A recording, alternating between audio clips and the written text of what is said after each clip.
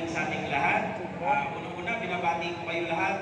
Nakakatawa kasi parang first time natin dito mag-flag ceremony. But ang usapan namin ay magiging quarterly. Parang hindi naman magastos sa pamasahe. But natutuwa ako kasi sobrang daming attendees natin. And binabati ko po lahat ng umaten sa pangunguna nating Vice Mayor Jacinta Remulla, ang buong Sangguniang Bayan members.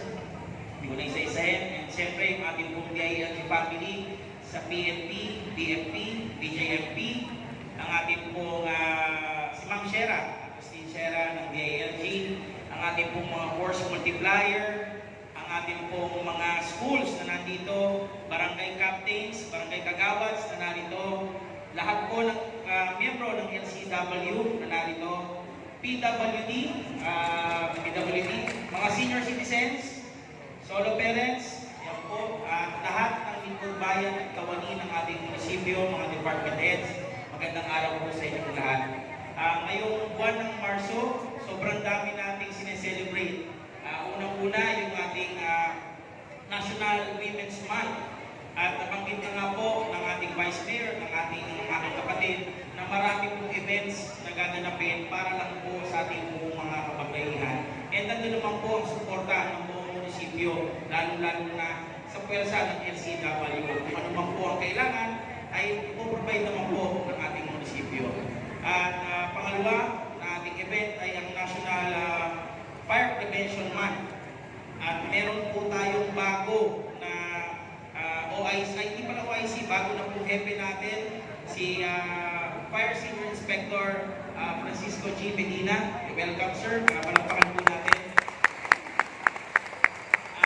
Kahapon po nagkaroon ng motorcade and na-explain po sa kanya na several weeks, for the past several weeks, marami tayong sunog na nangyari sa bayan ng Naik and kailangan po yung suporta niya para magkaroon ng close coordination para ma-prevent po natin. And ang munisipyo naman po ay merong tulong na ibibigay po sa BNP. May budget po tayo para sa bagong fire truck at may budget din po tayo para sa isang bagong substation ng ating fire BNP. So malaking bagay po ang malaking tulong para makabilis na makaresponde. And syempre po ay isa pang sineselebrate natin ay birthday ko. 35th birthday ko ngayong Marso. Kaya, pero hindi na po ako maglilibre. Hindi na po tayo gagastos ng concert.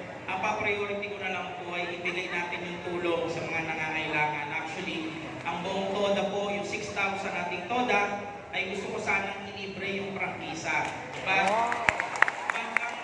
Teka lang po, muna kayo pumalagpak. But, ang punto ko po kasi is ito yung revenue ng munisipyo.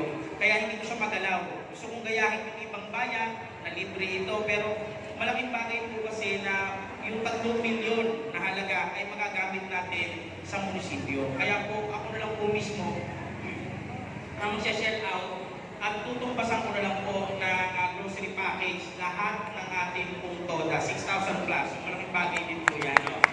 And ang ating pong kapitan, ating pong mga kagawan, tanod, at mga equity, yung promise ko po sa inyong insurance ay ipoprovide na po namin ngayong buwan. Kaya malaking bagay din po. Sa mga force multiplier din po pala kasama rin po kayo. So yun po ay sariling isa.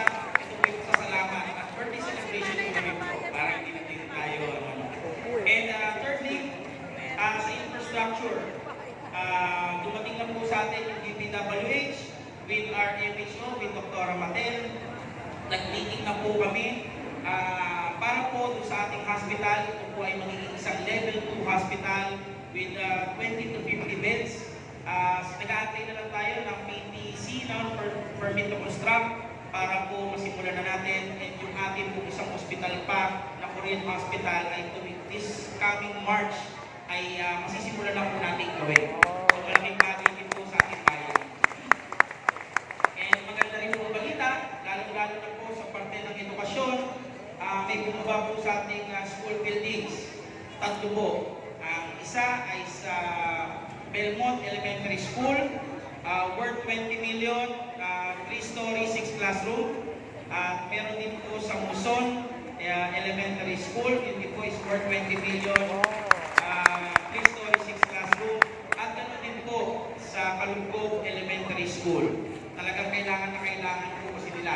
And bukod pa po yan, yung magiging meeting ko po sa DepEd ngayong linggo, ay pinatawag po ako at expected ko po marami pa po tayong school building na darating ngayong taon. Kaya malaking bagay po sa ating po edukasyon. Madalas po pag dumadating ang mga schools, ang mga school building, wala pong upuan. Ang ating pong SEP, naglabas din po tayo ng budget para naman po sa ating mga upuan, 5 million worth, at pati po sa mga school supplies natin, on procurement na po. So hopefully, bago po magbrigada ay naka-distribute na po yung libreng school supplies sa elementary at high school. Maganda rin po ang maganda. Sa ating po mga senior citizen, ngayon po ay ongoing yung ating pong payout, nakaunang local pension. Ito po ay para sa 16,000 plus nating senior citizen. Wala pong pilihan nito, walang palakasan. And hopefully, sana po ay maging regular na. Ito po ay joint effort ng Sangguniang Bayan, ng Vice Mayor natin at ng Mayor para po ma-provide sa inyo yung inaasam nyong social pension. So palakpakan po natin. Ito po ay isang group effort. And lastly, yung ating pong, nabanggit ko rin po ito last week ng flag ceremony. Maganda po ang nating naging koleksyon.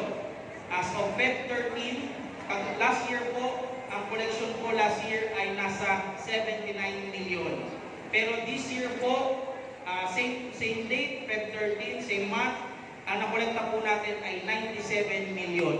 So malaki po ang increase, more than 20%. Target po namin ay 30 to 40% sa buong taon. So malaking bagay po, mas marami tayong tax na makolekta, mas marami tayong magagawa para sa ating bayan, maraming programa. And hopefully, maayos namin yung digital governance. Ang future po kasi na gusto kong mangyari ay lahat po ay digital na para po maiwasan natin yung magkaroon ng human intervention para maiwasan din po yung red tape. So yun lang po, maraming salamat. Maganda po ang ating tinatakbo ng ating bayan. Ito po ay hindi lang gawa ko, kundi gawa ng lahat ng miyembro ng ating munisipyo. Ako po ay very proud na kahit paano po ay talaga nagtatrabaho halos lahat. So sa ating po mga barangay kapitan na narito, ngayon po magkakaroon kayo ng session. May roll out po kami na additional naming ibibigay na form para po yung mga kailangan namin magawa agad at pang-suporta ang munisipyo ng kaagarang tulong para sa mga proyekto niyong gagawin ay igagawin po namin at ibibigay namin sa inyo. So, yun lang po. Maraming salamat. Isa lang po ang tingin ko. Sana po ay magsama-sama tayo, magkatulungan tayo para mapadali ang buhay ng bawat Nainay. Maraming salamat. Mabuhay po kayo.